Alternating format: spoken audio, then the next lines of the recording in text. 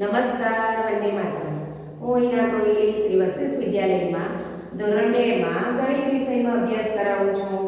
બાળ મિત્રો, અત્યારે આપણે પ્રકરણ 9 મારો મજાનો દિવસ માય ફન ડે આ પ્રકરણ આપણે સમજી રહ્યા છીએ. આગળ આપણે 60 વારના નામ, ત્યાર પછી અંગ્રેજી મહિના અને ગુજરાતી મહિનાના નામ આ પણ આપણે શીખી ગયા.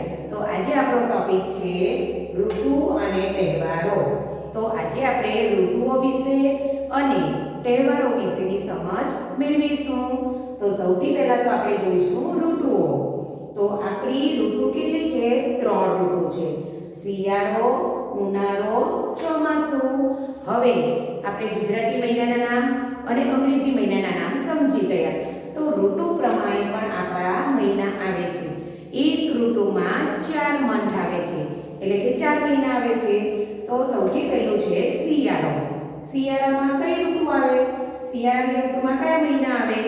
તો આપણા ગુજરાતી મહિના પ્રમાણે કારતક, મગશર, પોષ, મહા આ 4 મહિના આવે.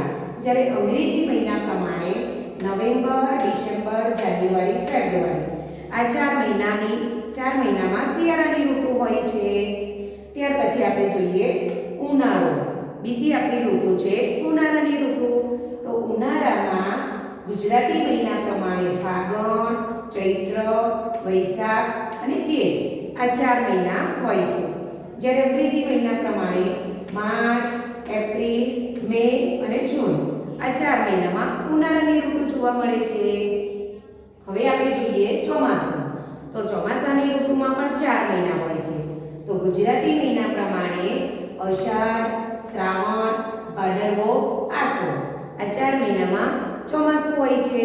અંગ્રેજી મહિનામાં જુલાઈ, ઓગસ્ટ, સપ્ટેમ્બર, ઓક્ટોબર આ 4 મહિના ચોમાસાની ઋતુ જોવા મળે છે. તો બાળ મિત્રો, આપણી એક ઋતુમાં 4 અંગ્રેજી મહિના અને 4 ગુજરાતી મહિના હોય છે. હવે આ ઋતુ પ્રમાણે આપણે કેટલાક પ્રશ્ન જોઈએ. તો સૌથી પહેલા છે શિયાળો. તો શિયાળામાં શું અનુભવાય છે? તો કે શિયાળામાં આપણને ઠંડી લાગે છે શિયાળામાં. હવે શિયાળામાં ઠંડી લાગે એટલે આપણે કેવા કપડાં પહેરીએ છીએ? તો ગરમ કપડાં પહેરીએ છીએ. જે આપણે ઘેટામાંથી ગરમ ઊનમાંથી બનાવવામાં આવે એવા સ્વેટર, મફલર, ટોપી એ પ્રકારના આપણે શિયાળાની ઋતુમાં કપડાં પહેરીએ છીએ. ત્યાર પછી છે ઉનાળો. તો ઉનાળામાં શું લાગે? ઉનાળામાં ગરમી લાગે. આપણને પસીનો થાય, ગરમી થાય. આપણે ઉનાળામાં શું વધારે યુઝ કરીએ છીએ કે વાપરીએ છીએ? તો ગરમી લાગે ત્યારે આપણે પંખા, એસી આ બધાનો ઉપયોગ કરીએ છીએ. અને ખાવાની વસ્તુમાં જોઈએ તો ઉનાળાની ઋતુમાં આપણે કઈ વસ્તુ વધારે ખાઈએ છીએ? તો ઉનાળાની ઋતુમાં ઠંડા પીણા, આપણને જે ઠંડી ઠંડી વસ્તુ હોય ને એ આપણે વધારે વાપરીએ છીએ, ખાઈએ છીએ. જેમ કે આઈસ્ક્રીમ, બરફના ગોળા, ઠંડા પીણા. અને ફ્રૂટમાં જઈએ તો ખૂબ સરસ કેરી એ ઉનાળામાં જોવા મળે. તો આપણે કેરી પણ ખૂબ ખાઈએ છીએ ઉનાળાની ઋતુમાં. ત્યાર પછી આપણે જોઈએ તો ચોમાસું. તો ચોમાસામાં આપણને કેવો અનુભવ થાય? તો કે ચોમાસામાં વરસાદ પડે. અને વરસાદ પડે એટલે આપણે કઈ વસ્તુનો ઉપયોગ કરીએ? તો કે છત્રી અને રેઇનકોટનો ઉપયોગ કરીએ. આમ આપણી 3 ઋતુ છે અને એ 3 ઋતુમાં શિયાળામાં ઠંડી લાગે, ઉનાળામાં ગરમી લાગે, ચોમાસામાં વરસાદ પડે. બરાબર ને? તો આપણી 3 ઋતુ વિશે આપણે સમજી ગયા. એ 3 ઋતુમાં કયા મહિના આવે એ પણ આપણે યાદ રાખવાનું છે. હવે આપણે આજે આપણી 3 ઋતુ છે શિયાળો, ઉનાળો અને ચોમાસું. તો એમાં કેટલાક ફળો અને શાકભાજી પણ જોવા મળે છે. તો શિયાળાની ઋતુમાં સૌથી વધારે ફળ કયા જોવા મળે? તો કે શિયાળાની ઋતુમાં બોર, સફરજન, સંતરા, જામફળ એવા બધા ફળ વધારે જોવા મળે છે. ત્યાર પછી શાકભાજીની વાત કરીએ તો શિયાળાની ઋતુ એટલે તો શાકભાજીનો ભંડાર. સૌથી વધારે શાકભાજી જો કોઈ ઋતુમાં જોવા મળે તો એ છે શિયાળો. અત્યારે હું તમને ફક્ત અહીંયા 3 જ નામ બોલું છું કે ગાજર, રીંગણ અને પાલક. તો આ બધા શાકભાજી શિયાળામાં જોવા મળે. પણ તેમ છતાં પણ મેથી, ત્યાર પછી ગાજર, મૂળા, આ દરેક શાકભાજી શિયાળામાં ખૂબ જોવા મળે છે. ત્યાર પછી બીજી ઋતુ છે ઉનાળો. તો ઉનાળામાં કયા ફળ વધારે જોવા મળે? તો કેરી, શક્કરટેટી અને તરબૂચ. આ ફળોને આપણે કાપી અને એને ફ્રીજમાં મૂકીને ઠંડા ઠંડા પણ ખાઈ શકીએ છીએ. શાકભાજીમાં જોઈએ તો દૂધી અને કોળો. આ શાકભાજી ઉનાળામાં જોવા મળે. ત્યાર પછી જોઈએ તો કે ચોમાસું. ચોમાસામાં કયા ફળ વધારે જોવા મળે? તો કેળા, સફરજન, સીતાફળ, જાંબુ. આ દરેક ફળ એ શિયાળામાં જોવા મળે, ચોમાસામાં. ત્યાર પછી ચોમાસામાં કયા શાકભાજી હોય? તો કે ચોમાસામાં ભીંડા, કારેલા, કંટોલા, આ પ્રકારના શાકભાજી જોવા મળે. આપણે ચોમાસામાં પેલું ગીત પણ ગાઈએ છીએ કે આપણે વરસાદ ઢેબરિયો પરસાદ, ઊની ઊની રોટલી ને કારેલાનું શાક. તો કારેલા આપણને કઈ ઋતુમાં જોવા મળે? ચોમાસામાં. તો આ આપણા ઋતુ પ્રમાણે ફળો અને શાકભાજી છે. તો આપણે ફળો અને શાકભાજી પર ઋતુ પ્રમાણે યાદ રાખીશું. હવે આપણે જોઈએ તો તહેવારો વિશે.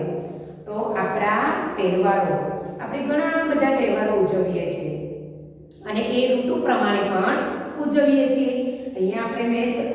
અહીંયા હું તમને મહિના પ્રમાણે તહેવારો વિશે સમજાવીશ. તો સૌથી પહેલા તો આપણા 12 મહિના છે. તો સૌથી પહેલા જાન્યુઆરી મહિનો. તો જાન્યુઆરી મહિનામાં કયો તહેવાર આવે? તો સૌથી પહેલા છે ઉત્તરાયણ, 14મી જાન્યુઆરી. 14મી જાન્યુઆરીના દિવસે ઉત્તરાયણનો તહેવાર આવે છે, જેમાં આપણે પતંગ ચગાવીએ છીએ. ત્યાર પછી બીજો એક તહેવાર છે, એ છે 26મી જાન્યુઆરી. એ આપણો કેવો તહેવાર કહેવાય? રાષ્ટ્રીય તહેવાર કહેવાય છે. ત્યાર પછી ફેબ્રુઆરી. ફેબ્રુઆરીમાં કોઈ એવો મોટો તહેવાર હોતો નથી, પણ એક વસંત પંચમી એક આપણો સામાજિક અને ધાર્મિક તહેવાર જેવો છે. ત્યાર પછી છે માર્ચ. તો માર્ચ મહિનામાં તહેવાર આવે છે હોળી અને ધૂળેટી, રંગોનો તહેવાર. રંગોનો તહેવાર એટલે હોળી ધૂળેટી, બરાબર ને? આપણે પિચકારી એકબીજાને લગાવીએ છીએ, રંગોથી આપણે રંગીએ છીએ, એવો તહેવાર હોળી ધૂળેટી, જે કયા મહિનામાં આવે છે? માર્ચ મહિનામાં. ત્યાર પછી છે એપ્રિલ. એપ્રિલ મહિનામાં ચેટી ચાંદ અને ગુરુપૂરબ, આ બે તહેવાર એપ્રિલ મહિનામાં આવે છે. ત્યાર પછી મે, જૂન અને જુલાઈ, આ 3 મહિનામાં એવા કોઈ ધામધૂમથી ઉજવી શકાય એવા તહેવાર આવતા નથી. ત્યાર પછી છે ઓગસ્ટ. હવે ઓગસ્ટ મહિનામાં પણ ભરપૂર તહેવાર આવે છે. સૌથી પહેલા છે જન્માષ્ટમી, જે આપણે ભગવાન શ્રી કૃષ્ણનો જન્મદિવસ, એ જન્માષ્ટમીનો તહેવાર પણ ઓગસ્ટ મહિનામાં આવે. ત્યાર પછી છે 15મી ઓગસ્ટ, આપણો રાષ્ટ્રીય તહેવાર. 15મી ઓગસ્ટના દિવસે આપણો દેશ આઝાદ થયો હતો, તો એ 15મી ઓગસ્ટ પણ ઓગસ્ટમાં આવે. ત્યાર પછી છે રક્ષાબંધન. બહેન ભાઈને એના હાથ પર રાખી બાંધે, એ તહેવાર એટલે રક્ષાબંધન. તો ઓગસ્ટ મહિનામાં જન્માષ્ટમી, રક્ષાબંધન અને 15મી ઓગસ્ટ, આ 3 તહેવાર આવે છે. ત્યાર પછી છે સપ્ટેમ્બર. હવે સપ્ટેમ્બર મહિનામાં ગણેશ ચતુર્થી પણ આવે છે, ગણપતિનો તહેવાર. ત્યાર પછી છે 5મી સપ્ટેમ્બર શિક્ષક દિન. તમે બધા અભ્યાસ કરો છો તો તમને કોણ ભણાવે છે? તો કે શિક્ષક. તો એ શિક્ષકનો એક દિવસ હોય છે અને એ છે 5મી સપ્ટેમ્બર શિક્ષક દિન. ત્યાર પછી ઓક્ટોબર. ઓક્ટોબર મહિનામાં નવેમ્બર અને ડિસેમ્બર આવે. ત્યાર પછી ઓક્ટોબરમાં નવરાત્રી અને દિવાળી. ત્યાર પછી નવેમ્બર. તો નવેમ્બરમાં ચાચા નહેરુનો જન્મદિવસ, જેને આપણે બાળ દિન તરીકે પણ ઉજવીએ છીએ, અને એ 14 નવેમ્બરના દિવસે આવે છે. ત્યાર પછી છેલ્લું છે ડિસેમ્બર. ડિસેમ્બર એટલે આપણો અત્યારનો હાલનો મહિનો. તો એ મહિનામાં કયો તહેવાર આવે છે? નાતાલ. તો બાળ મિત્રો, આ પ્રમાણે આપણા મહિના પ્રમાણે તહેવારો હોય છે અને આપણે એમને ખૂબ ધામધૂમથી ઉજવીએ છીએ. તો આ દરેક વસ્તુ, ઋતુ અને તહેવારોની સમજ ધ્યાનથી મેળવજો. વંદે માતરમ.